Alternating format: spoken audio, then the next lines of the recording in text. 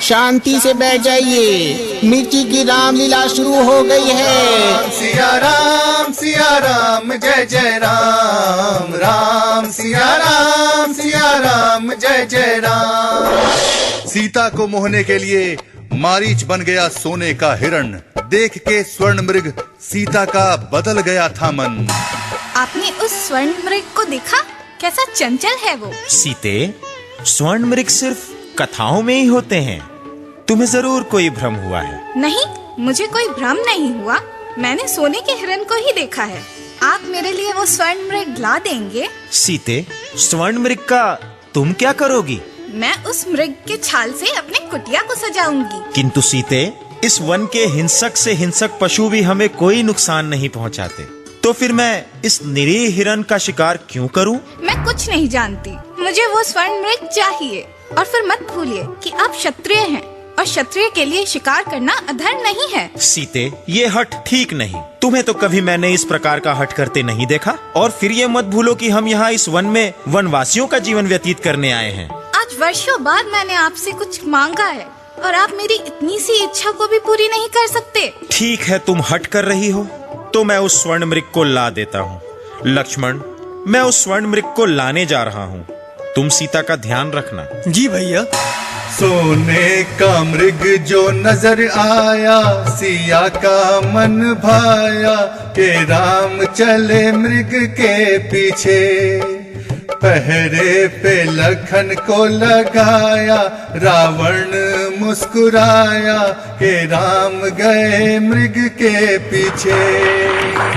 स्वर्ण मृग रूपी मारीच राम को अपने पीछे दूर तक ले आया, पर राम के वाण से वो बच नहीं पाया। राम के वाण से निकले मारीच के प्राण, मरते हुए उस मारीच ने लिया लखन का नाम। लक्ष्मण, सीते, तुम कौन हो जो मेरी आवाज में मेरे भाई का नाम ले रहे हो? मैं सुबाहु का भाई मारीच हूँ प्रभु।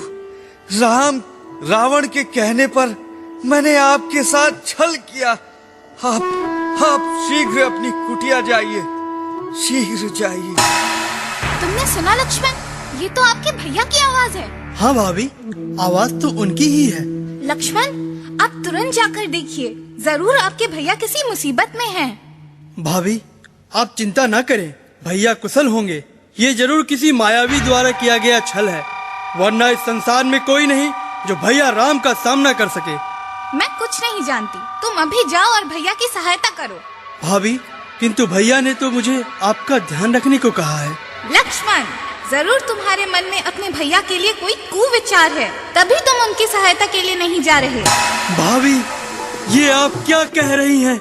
मैं ठीक कह रही हूँ। यदि ऐसा है तो मैं भैया की मदद के लिए जाता हूँ, किंतु मैं इस कुटिया के बाहर एक रेखा खींच कर जा रहा हूँ। इस रेखा के भीतर कोई प्रवेश नहीं कर सकता, इसलिए आपसे भी अनुरोध है कि आप भी इस रेखा को पार नहीं कीजिएगा। लक्ष्मण रेखा खींच के दौड़े भैया राम की ओर।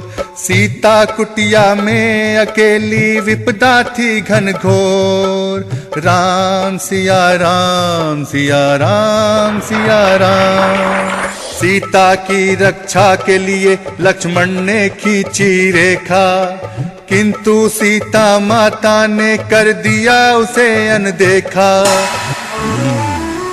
तो ये अकेली है, मैं अभी इसका हरण करता हूँ। ये क्या? ये रेखा कैसी है? ओह, ये तो अभी मंत्रित रेखा है, इसे तो मैं पार नहीं कर पाऊंगा, नहीं तो मैं भस्म हो जाऊंगा। ठीक है, मैं अभी साधु का मायावी रूप धरता हूँ। सन्यासी का रूप धरा रावण चला आया, कुटिया से बाहर आकर सीता को बुलाया। भिक्षाम देहि, भिक्षाम देहि, भिक्षाम देहि। हे साधु, ये भिक्षा आप स्वीकार करें। अगर तुम्हें भिक्षा देनी है तो तुम अपनी कुटिया से बाहर आओ, तभी मैं तुम्हारी भिक्षा स्वीकार करूंगा। हे सिद्ध पुरुष, मैं इस रेखा से आगे नहीं आ सकती, कृपया आप रेखा के निकट आकर भिक्षा स्वीकार करें। तुम साधु का अपमान कर रही हो। यदि भिक्षा नहीं देना हो तो ना दो, मैं बिना भिक्षा लिए ही चला जाऊंगा। आज के दिन भूखा ही रह जाऊंगा। नहीं तपस्वी, ऐसा ना कहें, मैं ही बाहर आती हूँ।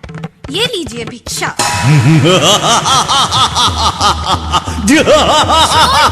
छोड़ दो मुझे, छोड़ दो।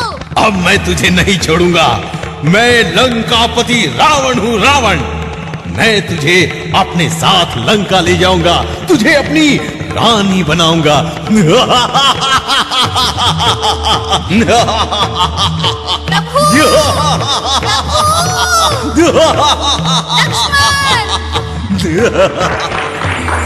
रावण ने सीता जी का कर लिया हरण। उधर राम के पास पहुंच गए, देखो भाई लखन। भ्राता लक्ष्मण, तुम यहाँ? तुमने सीता को अकेले ही कुटिया में छोड़ दिया? भैया, हमने आपकी चीख सुनी थी। उस चीख को सुनकर भाभी ने मुझे आपकी सहायता के लिए जाने का आदेश दिया। तुम्हें सीता को छोड़कर नहीं आना चाहिए था। भैया, भाभी मुझे धिक्कारने लगी, इसलिए मुझे आना पड़ा। किंतु मैंने कुटिया के बाहर लक्ष्मण रेखा खींच दी है, जिसको कोई पार नहीं कर सकता। चलो, हमें शीघ्रता से कुटिया चलना चाहिए। लक्ष्मण, सीता कहाँ है? वो तो कुटिया में है ही नहीं, और ये फल फेंके हुए हैं। लगता है जरूर यहाँ कोई आया होगा। किंतु भैया, कोई मेरी खींची हुई रेखा के भीतर प्रवेश कैसे कर सकता है? लक्ष्मण, सीता जरूर किसी संकट में है, हमें उसे ढूंढना चाहिए। भैया, हमने सारा वन ढूंढ लिया, लेकिन भाभी का कहीं पता नहीं चला। लक्ष्मण, कहीं इस वन के राक्षस ने सीता को... नहीं भैया, आप धैर्य रखिए। हमें भाभी के विषय में यहाँ के लोगों से पूछना चाहिए। सीते सिया वियोग की हाय कैसी, राम के हाथ में रेखा है। राम पूछते हर प्राणी से, क्या तूने सिया को देखा है? सीता की खोज में राम लखन भटक रहे थे वन वन, तभी उन्हें लहलुहान जटायु दिखा। हे राजकुमार, आपकी स्त्री सीता को लंका का राजा रावण हरण कर ले गया। मैं उसे रोकना चाहता था, किंतु उसने मेरे पंख काट दिए। हे पक्षीराज, रावण सीता को लेकर किस दिशा में गया है?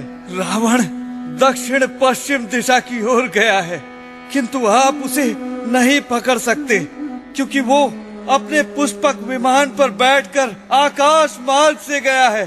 प्रभु, मुझे दुख है कि मैं उन्हें रोक नहीं सका। भैया, हमें शीघ्रता से दक्षिण पश्चिम दिशा की ओर जाना चाहिए। हाँ, चलो। जटायु ने बस दिशा बताई और तज दिए प्राण। राम ने उनको अग्नि दी, जय हो कृपा निधान। फिर राम और लखन आगे बढ़े तो राक्षस कबंध से उनका सामना हुआ, जिसके हाथ राम और लक्ष्मण ने काट डाले। भोजन भोजन। भैया, राक्षस! मेरे हाथ काटने वाले, मरने से पहले मैं तुम लोगों का परिचय जानना चाहता हूँ। मैं दशरथ का पुत्र राम हूँ, अपनी पत्नी सीता की खोज में निकला हूँ। लंका के राजा रावण ने सीता का हरण कर लिया है। राम, मैं कबंध हूँ। तुम अगर सीता तक पहुँचना चाहते हो तो पंपापुर जाओ। वहाँ वानर राज सुग्रीव निर्वासित जीवन व्यतीत कर रहे हैं। उनकी सहायता से तुम सीता तक पहुँच सकते हो। भैया, हमें पंपापुर की ओर प्रस्थान करना चाहिए। चलो लक्ष्मण। पंपापुर की ओर किया राम लखन ने है प्रस्थान। रास्ते में सबरी भक्तिन का मिला उन्हें स्थान।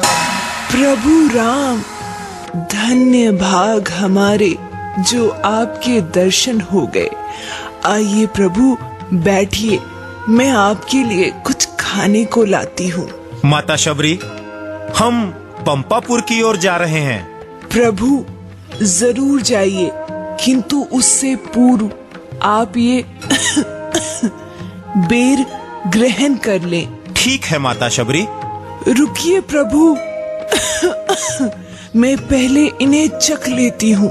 पता नहीं इनमें से कौन से बेर मीठे हैं और कौन से खट्टे। प्रेम के भूखे राम है देखो, प्रेम के भूखे राम है देखो, सबरी का रखमान। झूठे बेर तो खाते जाए, लक्ष्मण खड़े हैरान। पेट भरा प्रणाम किया, आगे बढ़ गए राम। आगे जिनसे मिलना था वो थे वीर हनुमान।